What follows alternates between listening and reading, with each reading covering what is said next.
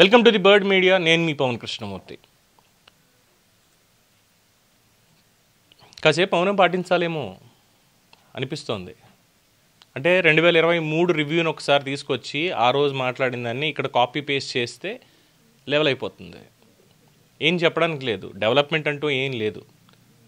వీళ్ళకి అవకాశాలు కల్పించినా సరే రేవంత్ రెడ్డి కొన్ని విషయాల్లో బీఆర్ఎస్ నేతలు దాన్ని పట్టుకోవడం మానేసి వాళ్ళు ఇష్టం వచ్చినట్టు వాళ్ళు ఎలక్షనీరింగ్లో ఉండడం. ఇక కేటీఆర్ వ్యూహాలు అంటారా, కంప్లీట్ అవుట్డేటెడ్ అయిపోయాయి. Complete outdated. ఇది కాకుండా మాగంటి సునీత గారికి సంబంధించి వారి కుటుంబంలో ఉన్నటువంటి విషయాల్ని బయటికి తీసుకొచ్చింది ఎవరు, దాంట్లో బెదిరింపులకు గురి చేసింది ఎవరు అంటే గోపీనాథ్ గారి తల్లిగారు చెప్పేది. కేటీఆర్ అనుకో వాళ్ళ దగ్గర నుంచి మాకు బెదిరింపులు వచ్చాయి, కనీసం కొడుకు శవాన్ని కూడా చూసుకొనివ్వలేదు, హాస్పిటల్లో ఉన్నప్పుడు కూడా మమ్మల్ని ఎవరిని రావద్దు అన్నారు, హాస్పిటల్ వాళ్ళు లేకంగా లెటర్ కూడా రిలీజ్ చేశారు, ఇలా జరిగింది, రెండో పెళ్ళి, వారసత్వం, ఇవన్నీ చాలా వచ్చేసాయి. Complete disturbance.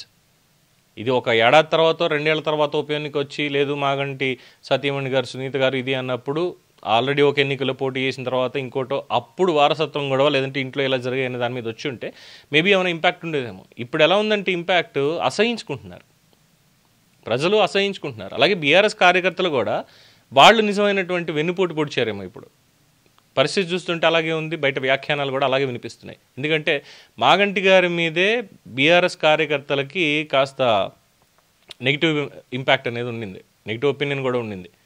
ఆ వ్యతిరేకతని ఎలా చూపించాలి అంటే చూపించలేకపోయారు. కేసీఆర్ బయటికి రావాలి, మాట్లాడాలి, ఏం చెప్పినా కూడా ఇక్కడ మాకు అవ్వట్లేదు జూబ్లీ హిల్స్లో, ఎన్నాళ్ళని చెప్పి ఊరుకోవాలి, ఇక వేరే నాయకత్వం అనేది రాదా, ఇక్కడ ప్రతి దాంట్లోనే అసంతృప్తిగానే ఉండాలా అనేటువంటి దాని మీద చర్చలు జరిగాయి. కానీ ఆయన మార్చలేదు మన ఎన్నికల్లో.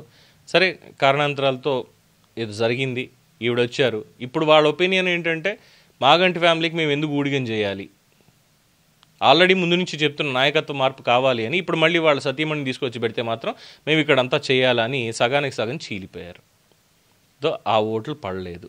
అవి ఎటుపడ్డాయి వ్యూహాత్మకంగా, సగం బీజేపీకి సగం కాంగ్రెస్ పార్టీకి పడ్డాయి. ఇది కేటీఆర్కి తెలియకుండా పోతుందా? ఇక చేసినటువంటి వ్యాఖ్యలు, బోరబండలోను ఇంకో చోట పెద్ద పెద్ద డిజిటల్ హోర్డింగ్స్లు పెట్టేసి హైడ్రా వచ్చింది, ఇంకేముంది, మాకు హైడ్రా వచ్చి మా జీవితాలని కూల్చేసింది అంటే ఇప్పటికీ 1,50,000 కోట్ల రూపాయల విలువైనటువంటి ప్రభుత్వ స్థలాలు, కబ్జా అయిపోయినటువంటి స్థలాలు, చెరువులు, కుంటలు అన్నింటినీ కూడా హైడ్రా మళ్ళీ పునరుద్ధరించి ప్రభుత్వానికి దఖలుపరిచింది.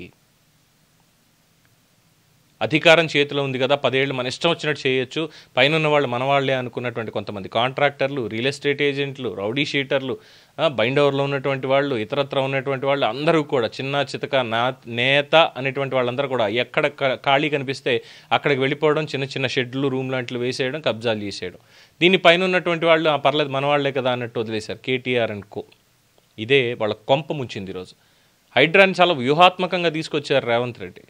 ప్రభుత్వ ఆస్తులు కాపాడాలనేది ఒక పాయింట్ అయితే, ఈ చెరువులు, కుంటలు ఇవన్నీ కాపాడాలి, హైదరాబాద్ వరదలు అనేవి ఉండకూడదు అనేటువంటి పాయింట్తో అక్కడ ఆయనకు కూడా మైనస్లు ఉన్నాయి. ఆయన అన్న తిరుపతి రెడ్డి గారు ఇల్లు ఎఫ్టీఎల్ పరిధిలో ఉంది, బఫర్ జోన్లో ఉంది అనేది దుర్గం చెరువుకు సంబంధించిన దాంట్లో నోటీసులు ఇస్తూ ఉన్నారు. నోటీసులు ఇచ్చారా లేదంటే దీన్ని కూడా హైలైట్ చేయకుండా అక్కడ ఎవరిదో ఇల్లు కూలిపోయింది అంటే పాపం చిన్న పాప పుస్తకాలు తీసుకొచ్చి నాకు ఇల్లు లేకుండా చేసేశారు అనేటువంటి సెంటిమెంట్ వీడియోలు ఎక్కువ ప్లే చేయడం, ఇదంతా చేసేసరికి ప్రజలంతా చూడకుండా ఉండరు కదా.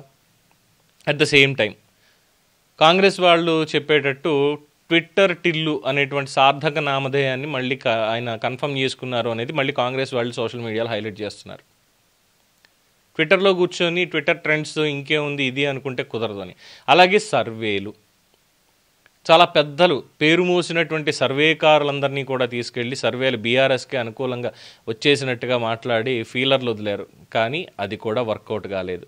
ఇక సెటిలర్లు, ఇది ఒక తెలంగాణ కార్యకర్త పెట్టినటువంటి పోస్ట్ అండి, ఇందాక చదివింది నేను. ఏంటంటే సెటిలర్ల మాయలో, సెటిలర్ల మోజులో పడి, ఆంధ్ర వాళ్ళ మోజులో లేదంటే కమ్మకులో వాళ్ళందరూ ఇక్కడే ఉన్నారు కాబట్టి, మాగంటి గారిది కూడా అదే సామాజిక వర్గం కాబట్టి వాళ్ళందరూ ఓట్లు కూడా ఇక్కడ పడే విధంగా చూసుకోవాలి, బోరబండ, మోతీనగర్, వెంగళరావు నగర్, యూసఫ్ కూడా, ఇదంతా కమ్మ సామాజిక వర్గాలు చాలామంది ఉంటారు, వాళ్ళ ఓట్లన్నీ కూడా కావాలని వాళ్ళ మోజులోనే ఉన్న కేటీఆర్ తెలంగాణ అని మర్చిపోయాడు. అది దెబ్బ కొట్టింది గట్టిగా. ఇక నుంచి అయినా దాని నుంచి బయటికి రావాలి అని చెప్పి ఒక అతను అన్నాడు. ఎస్, అది కూడా ఒక ఫ్యాక్టే. అండ్ రేవంత్ రెడ్డి గారు ఇచ్చినటువంటి హామీలని వాటిని వ్యూహాత్మకంగా ప్రజలకి అవసరమా కాదా అని ఎస్టాబ్లిష్ చేయడంలో కేటీఆర్ ఫెయిల్ అయ్యారు. Utter flop.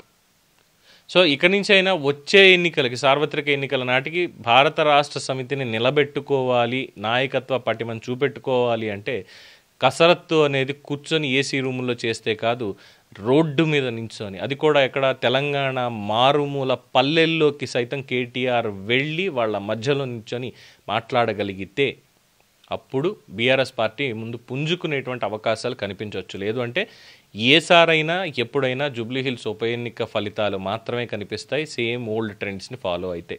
ఇది చాలామంది చెప్పేటువంటి అంశం. ఏమంటారు?